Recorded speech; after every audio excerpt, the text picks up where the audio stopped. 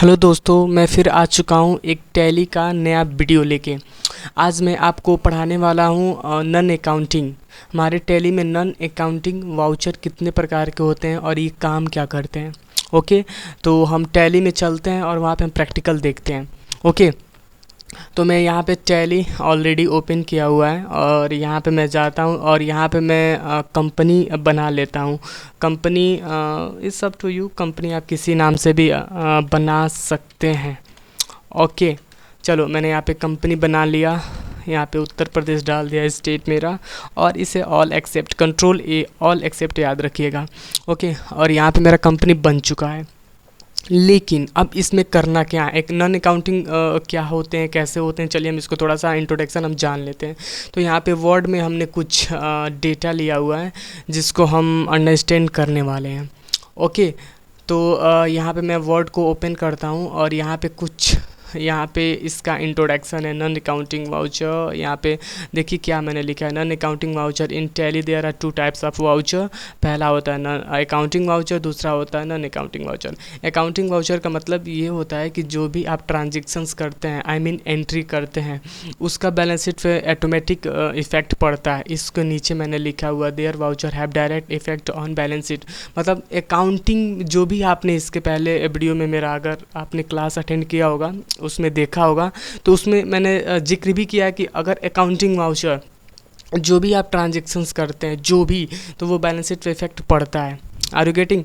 None accounting इसके नीचे क्या बोला, non accounting. Non accounting voucher वो होते हैं कि जो भी आपने ट्रांजेक्शन्स किया उसको सिर्फ याद रखने के लिए किया जाता है, आई मीन उसका बैलेंस शीट पे इफेक्ट नहीं पड़ता है। Are you getting? मतलब नॉन अकाउंटिंग में जितने भी वाउचर होते हैं, इसमें 5 प्रकार के वाउचर होते हैं, और उसमें जो भी आप ट्रांजेक्शन्स करते हैं वाउचर में जाके, आई मीन एंट्री की मैं बात कर रहा हूँ। ट्रांजेक्शन से आप कंफ्यूज ना होइए कि मैं क्या बोल रहा हूँ। ओके, तो जो भी आप ट्रांजेक्शन्स इसमें करते हैं उसका बैलेंस शीट पे इफेक्ट नहीं पड़ता है। ओके, तो नॉन अकाउंटिंग और अकाउंटिंग आपको समझ में आ गया। यहाँ पे दिया मेमोरेंडम वाउचर का मतलब ये होता है याद रखने के लिए। रिवर्सिंग जर्नल ये होता है कि मतलब अगर कोई सामान अगर आप बेच रहे हैं, आई मीन या सोल्ड कर रहे हैं या परचेज, इस सब तो आपका केस कुछ भी हो सकता है, इसमें आप कर सकते हैं। लेकिन इसमें क्वेश्चन हमने ये बनाया है कि आपको सैलरी पेमेंट करना है, इसके इस डेट से इस डेट तक बैलेंस शीट पे इफेक्ट नहीं पड़ना चाहिए। ओके, ऑप्शनल वाउचर में आप सामान आप बेच सकते हैं, जैसे कुछ सामान अगर आपको बेचना हो तो ये चीज़ें ऑप्शनल में डाल के आप छोड़ सकते हैं। कैंसिल करना हो तो कैंसिल भी किया जा सकता है, पोस्ट डेट भी हो सकता है। तो प्रैक्टिकल हम देखने वाले हैं अभी टैली पे, समझ में आ जाएगा। सिर्फ इतना याद रखिए, आपके नॉन अकाउंटिंग वाउचर 5 होते हैं जो आपके सामने ये लिखा गया है। ओके, यहाँ पे कुछ क्वेश्चंस हैं, असाइनमेंट मैंने दिया हुआ, क्रिएट लेजर। यहाँ पे ओपनिंग बैलेंस हम टैली में चढ़ाने वाले हैं। ये क्या है, कैपिटल अकाउंट 2,50,000 रुपये, लोन वगैरह। अब आपका सवाल होगा ये ओपनिंग बैलेंस क्यों चढ़ाते हैं। बहुत से ऐसे स्टूडेंट का सवाल होता है, हमें क्लास में भी पूछा जाता है कि सर ये चीज़ें क्या हैं, ये से क्यों बनाते हैं। मैं आज आपको क्लियर मैं कर दूं कि ये चीज़ें क्या होती हैं। जैसे अगर आप कंपनी स्टार्ट करते हो तो वहाँ कैपिटल अकाउंट, इसका मतलब ये होता है बिज़नेस आपका स्टार्ट किया गया है 2,50,000 से। अब इसमें और भी कुछ केस हो सकता है कि लेजर में लोन फ्रॉम एक्सिस बैंक। ये क्या है, मतलब आपने बैंक से भी पैसा लिया, जैसे सपोज आपके पास पैसा नहीं था तो आपने बैंक से पैसा ले लिया, प्रॉफिट एंड लॉस आपका इतना हुआ, वो या सैलरी मतलब आउटस्टैंडिंग में आपका पैसा इतना भी रुका हुआ है कंपनी में। मशीनरी एंड फर्नीचर, ये क्या है ऑप्शंस। मशीनरी का मतलब ये होता है कि अगर कंपनी आप स्टार्ट करते हो तो उस कंपनी में मशीन भी चाहिए चलने के लिए। Are you getting? मशीन वगैरह जैसे फ़ैन हो गया, कुछ इलेक्ट्रिसिटी, कुछ भी डिवाइसेस हो गए तो ये चलने के लिए। फर्नीचर, आपको चेयर वगैरह चाहिए और आपके बैंक में इतना अमाउंट है कैश। Are you getting? तो ये सारे आप जो भी लेजर यहाँ पे आप देख रहे हैं, ये चीज़ें हम टैली में ओपनिंग बैलेंस के अकॉर्डिंग हम चढ़ा देते हैं। Are you getting? तो फिलहाल आपको ये समझ में आ गया ये क्या होता है। तो हम चलते हैं अपने टैली में और यहाँ पे ओपनिंग बैलेंस हम चढ़ाते हैं कैपिटल अकाउंट। तो ये मल्टी लेजर बनने वाला है। मल्टी लेजर ये क्या है, मल्टी लेजर ये बनने वाला है। मैं जूम करके यहाँ पे आपको मैं दिखा रहा हूँ। ओके, तो हम टैली में चलते हैं। टैली में जाने के बाद यहाँ पे चार्ट ऑफ अकाउंट, लेजर और अल्ट के साथ एच करते हैं, multi alter all items. Okay, cash हमारे पास कितना था, तो कैश मैं यहाँ से मैं देख लेता हूँ कितना हमारे पास है, 50,000 रुपये। तो यहाँ पे मैं 50,000 रुपये यहाँ पे एंटर कर देता हूँ। अब प्रॉफिट एंड लॉस हमारे पास कितना था, तो प्रॉफिट एंड लॉस हमारे पास 70,000 है। ओके, यहाँ पे मैं 70,000 रुपये एंटर कर देता हूँ।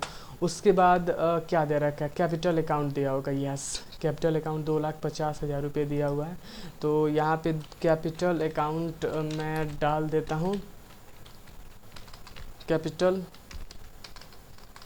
अकाउंट। ओके, यहाँ पे शॉर्ट फॉर्म में मैं लिख देता हूँ कैपिटल अकाउंट। कैपिटल अकाउंट का अंडर क्या जाएगा, कैपिटल अकाउंट।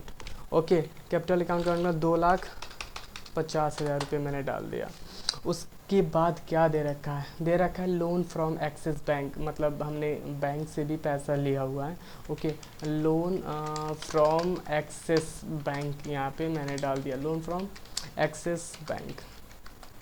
अंडर इसका क्या जाएगा, secure loan. Okay, got it.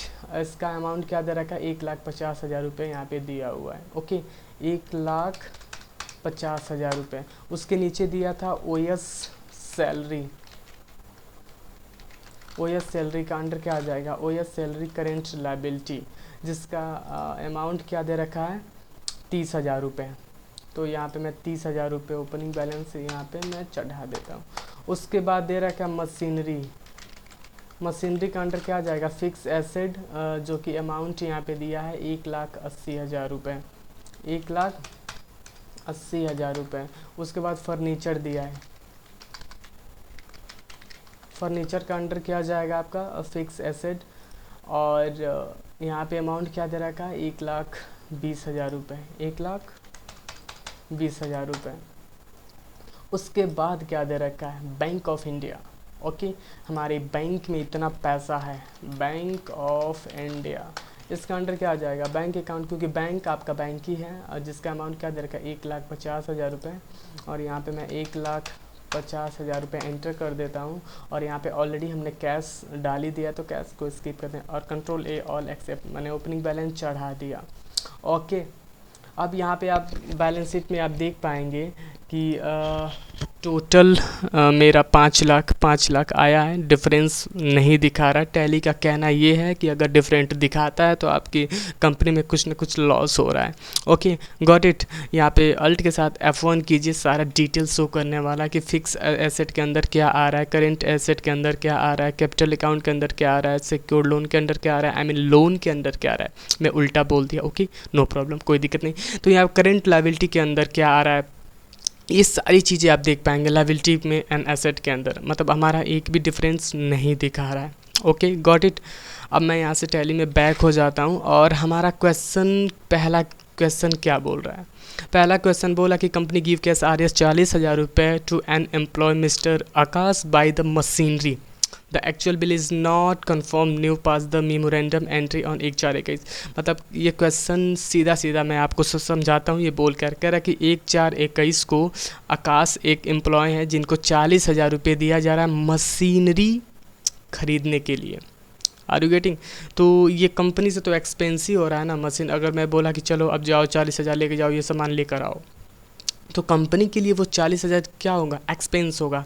लेकिन इसमें एक और कंडीशन है कि अभी बिल कंफर्म नहीं हुआ, bill is not confirm. Okay, bill is not confirm, अभी बिल कंफर्म नहीं हुआ कि जो आकाश जाएंगे मशीन खरीदने के लिए उसका बिल कितना लेकर आएंगे। तो इसको हम किस में डालने वाले हैं, मेमोरेंडम में हम डालने वाले हैं। तो हम टैली पे प्रैक्टिकल देखते हैं। तो क्वेश्चन आपको फाइनली समझ में आ गया होगा कि क्वेश्चन बोल क्या रहा है। ओके, अगर क्वेश्चन समझ में नहीं आया तो वीडियो को रिमाइंड करके आप देख सकते हैं। ओके, तो मैं चलता हूँ अपने टैली पे, और टैली पे जाने के बाद यहाँ पे वाउचर में आएंगे, और यहीं पे मेमोरेंडम की शॉर्टकट नहीं होती है, प्रेस F10 कीजिए कीबोर्ड पे, और यहाँ पे शो इनएक्टिव करने के बाद यहाँ पे मेमोरेंडम का ऑप्शन से यहाँ पे दिया हुआ है, इसकी शॉर्टकट नहीं है। यहाँ पे अभी हाइट है, एक्टिव करने के लिए यहाँ पे एंटर क्लिक कीजिए। यू नीड टू एक्टिव, यहाँ से कुछ समाचार ये बोल रहा है, तो फिलहाल इस समाचार को इग्नोर करते हैं और यहाँ पे एंटर कर देते हैं। एंटर करने के बाद यहाँ पे मेमोरेंडम हमारा वाउचर ओपन हो चुका है। अब हमें क्या बनाना है, मशीनरी हमें बनाना है, जो कि ऑलरेडी यहाँ पे बना हुआ है। ओके, मशीनरी को करेंगे सेलेक्ट, और यहाँ पे 40,000 रुपये मैं एंटर करूँगा, और यहाँ पे मैं कैश कर दूँगा। और किस डेट में, 1/4 को। डेट की शॉर्टकट F2 आपको पता रहना चाहिए। ओके, एंटर नरेशन आप डाल सकते हैं, जो भी आप कमेंटमेंट कर सकते हैं, बिंग टू अमाउंट टू पे but bill is not confirm. Okay, ये समाचार यहाँ पे आप लिख सकते हैं। फ़िलहाल आता है तो लिखिए, नहीं तो स्किप कीजिए। ओके, एंटर एंटर एक्सेप्ट, मैंने मेमोरेंडम में इस एंट्री को पास कर दिया। अब आते हैं फिर वर्ड में। तो ये कंपनी जैसे आकाश का लेजर यहाँ पे कुछ नहीं बनने वाला, क्योंकि आकाश एक एम्प्लॉय है और मशीन वो खरीदने जा रहे हैं। Okay, got it. और 40,000 मैंने अमाउंट दिया एम्प्लॉय को। दूसरे दिन क्या बोल रहा है, 2/4/22 को आकाश सबमिट मशीनरी बिल RS 20,000 रुपये। अब पता ये चला कि जो आकाश को हमने 40,000 रुपये मैंने दिया था, अब वो दूसरे दिन 2/4/22 को सबमिट कर रहे हैं बिल कितने का, 20,000 का, और जो अमाउंट है अपने पास रख लेंगे। ओके, तो ये इतना क्वेश्चन से समाचार ये मिलता है कि दूसरे दिन आकाश 20,000 का चेक लेकर आ रहे हैं, अब उसको पेमेंट करना है। Are you getting? इसका सबमिट। ओके, तो हम चलते हैं वाउचर में, और यहाँ पे मैं टैली से बैक हो जाता हूँ और नीचे जाऊँगा। अब इस एंट्री को हम देखने वाले जो मेमोरेंडम हमने किया था, डिस्प्ले मो रिपोर्ट में हम जाएंगे और एक्सपेक्टेशन रिपोर्ट में हम जाएंगे। मेमोरेंडम रजिस्टर में क्लिक करेंगे, अप्रैल में हमने दिया था मशीनरी लाने के लिए। अब यहीं पे F5 हम प्रेस करेंगे, इस मोड को मैं बदल दूंगा और डेट क्या डालेंगे, 2/4 मैंने यहाँ पे इनपुट कर दूंगा। 2/4 डालने के बाद एंटर, और यहीं पे हम 40,000 जो हमने दिया था बिल 20,000 का आया। ओके, एंटर एंटर एंटर या इंटर, यहाँ पे एक्सेप्ट मैं कर दूंगा एक्चुअली। ओके, मैंने बैक किया। अब बैलेंस शीट को मैं जांचूंगा। बैलेंस शीट में हम जाएंगे और यहाँ पे करंट एसेट में हम चले जाएंगे। एसेट में जाने के बाद कैश हमारे पास टोटल कितना था, मेरे पास टोटल हमारे पास 50,000 था, जिसमें से 30,000 रुपये हमारे पास बचा हुआ है। Are you getting? तो आपको फाइनली समझ में आया कि ये चीज़ें क्या हो रहा है। अब फिर हमारा नेक्स्ट क्वेश्चन क्या बोल रहा है, ये 2 क्वेश्चन मेरा हो चुका है। अब नेक्स्ट क्वेश्चन कह रहा है कि on 1/6/21 company project future cell of RS 50,000 रुपये, Rakesh enterprises pass the entry optional voucher so that book of account will not get any effect. मतलब कह रहा है कि राकेश इंटरप्राइजेस को 50,000 रुपये का कंपनी 1/6/22 को सेल कर रही है, वो भी ऑप्शनल वाउचर में, लेकिन इसका बैलेंस शीट पे इफेक्ट नहीं पड़ेगा। Are you getting? समझ में आ गया? तो मैं, अगर आपको समझ में नहीं तो वीडियो के बाद फिर रिमाइंड कर लीजिएगा। ओके, मैं चलता हूँ टैली में और यहाँ पे वाउचर में आते हैं, और सेल की शॉर्टकट क्या होती है, F8 हम प्रेस करेंगे कीबोर्ड पे, और यहाँ पे आपसे पार्टी नेम पूछ रहा है, सेल का लेजर आपसे पूछ रहा है, आइटम, आपके आइटम का नाम, सॉरी आपके प्रोडक्ट के आइटम का पूछ रहा है, आपके आइटम का नाम नहीं पूछ रहा है। ओके, चलते हैं। अब यहाँ पे ये क्या बोल रहा है, अब यहाँ पे कंट्रोल के साथ H करेंगे, क्योंकि हमारे पास कोई आइटम तो है नहीं। ओके, अब प्रोडक्ट की आइटम की हम बात कर रहे हैं, वो आइटम नहीं जो आप सोच रहे हो। Okay, I am just joking. चलते हैं अपने मेन टॉपिक पे। तो कंट्रोल के साथ H करते हैं और यहाँ पे एज वाउचर पे क्लिक करते हैं, और यहाँ पे हम क्या बनाएंगे, Alt C करेंगे। ऑन द स्पॉट यहाँ पे लेजर हमारा बन जाएगा, और राकेश यहाँ पे मैं डालता हूँ, राकेश इंटरप्राइजेस, और मैं मान लेता हूँ इन salary debtor, control A all except. यहाँ से आपको ये कुछ समाचार पूछ रहा है कि ये मतलब जो आपने सेल कर रहे हो मोटरसाइकिल नंबर क्या है, बीच में कोई एजेंट वगैरह है क्या, तो सारी चीज़ें उस वक्त रिक्वायर्ड रहती हैं जब आप बेच रहे हो। तो फ़िलहाल हमारे पास वो इनवॉइस नहीं है, इसीलिए फ़िलहाल इसे हम स्किप कर रहे हैं।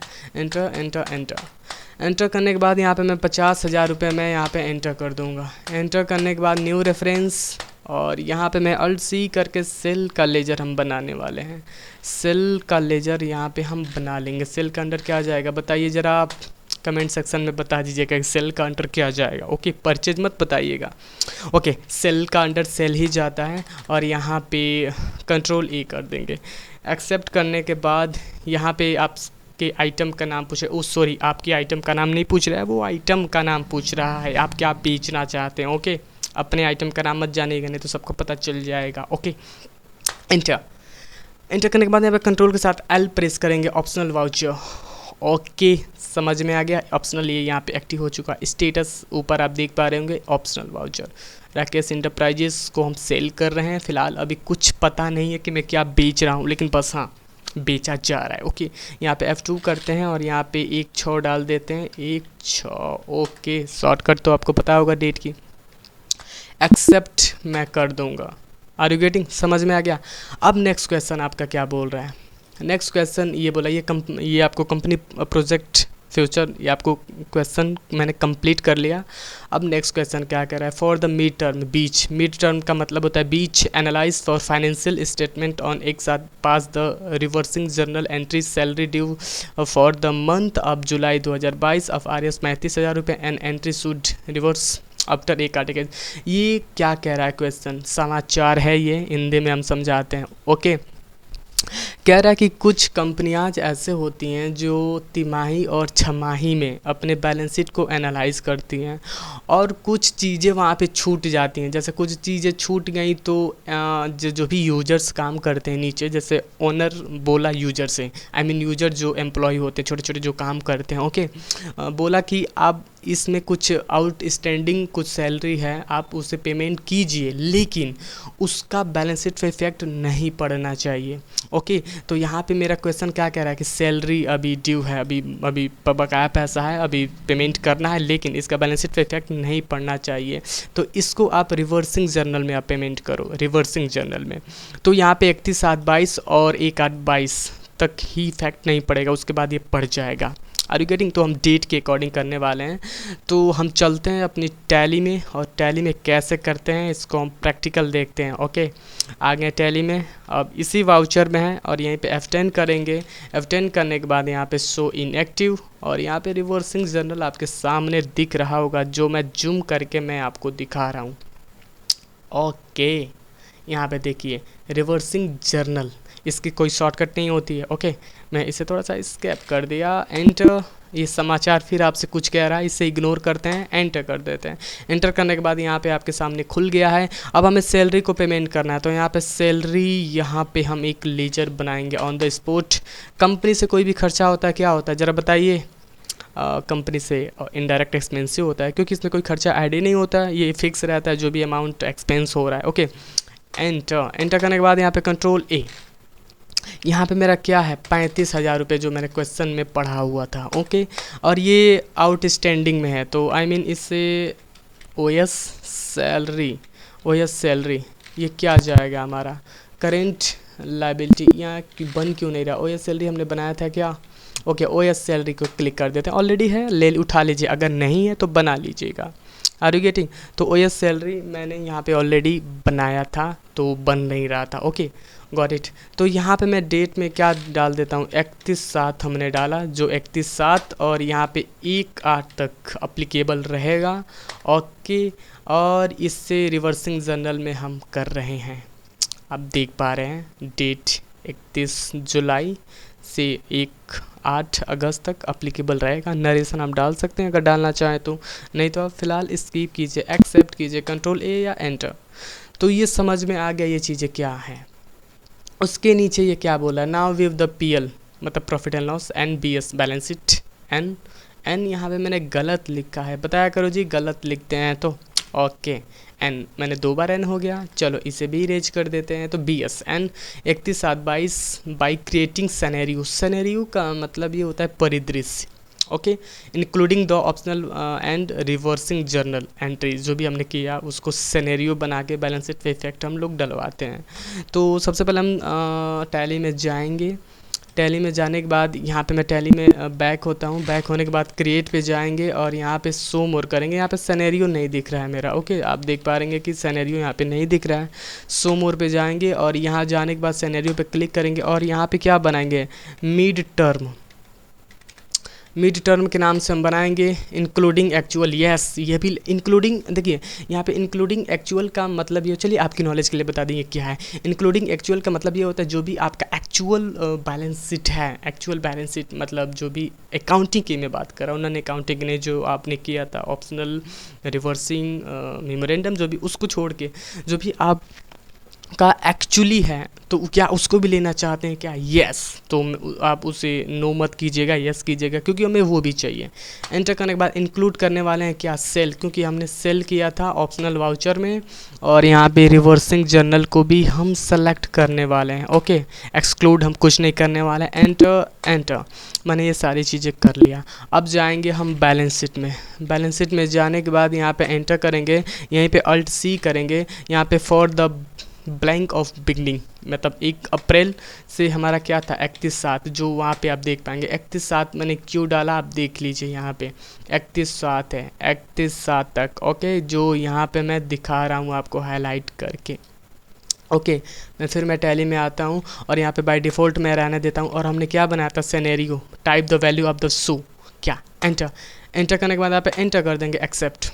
अब देखिए यहाँ पे कुछ चीज़ें आपका डिफरेंट दिखा रहा है। एक्चुअल क्या है, नन अकाउंटिंग ऊपर ध्यान मत दीजिएगा, नीचे एक्चुअल लिखा है और यहाँ पे मिड टर्म जो हमने बनाया था अभी सिनेरियो। एक्चुअल क्या है, जो एक्चुअल वहाँ पे मैंने येस किया था, तो यहाँ पे 1,80,000 दिखा रहा है और यहाँ पे 2,30,000 पे डिफरेंट आपका दिखा रहा है। मतलब एक्चुअल इतना है और आपका बैलेंस शीट पे इफेक्ट इतना पड़ा है। तो ये आपको समझ में आ गया कि हम सिनेरियो बना के बैलेंस शीट पे इफेक्ट कैसे डलवाते हैं। तो आई होप, हमें उम्मीद है कि आपको ये समझ में आया होगा। Thank you for watching video. मिलते हैं नेक्स्ट चैप्टर में, तब तक के लिए सीखते रहो, सिखाते रहो। Okay, thank you.